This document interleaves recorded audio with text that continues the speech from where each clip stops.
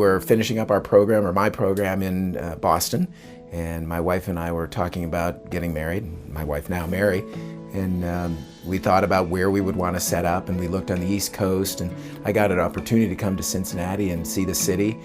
We met some really wonderful people here and decided that this looked like a great place to live and raise a family, and there's some great solid Midwestern values.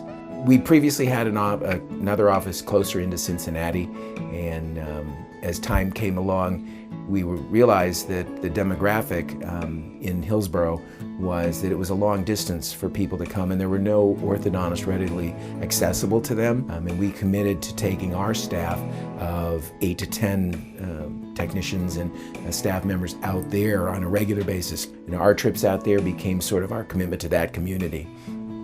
The exciting part about having Mary here is it allows me a time to readjust my schedule. I've been really busy for a long time, and I love that, and I love to be busy, and I love to have our patients be happy. It's going to allow me a little bit of free time, but it's also going to allow me to continue to be in this practice for a considerable amount of time, which I'm really looking forward to. I'm enjoying the dynamic of working with her. I've chosen to practice the same mechanics or methodology that my dad practices. I always have him to look to if I have any questions on that, so that I think it's a great mix. Not only is he willing to help me with some of the background and things like that, but also allowing me to use some of the different techniques that I've learned or become comfortable with through residency.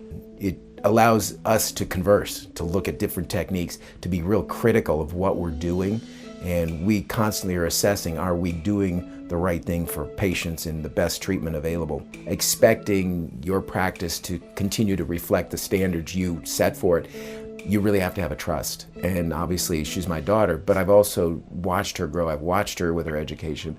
I've seen her development, and I do trust her. I know that she will do only what's best for the individual patient.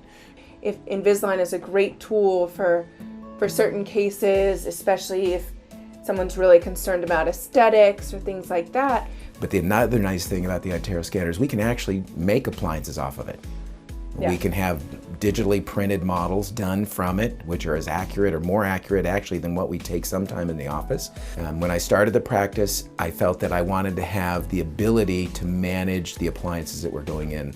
So in the very early years, I did a lot of that lab work myself. The advantage it provides for the practice is if we need something on a short-term basis.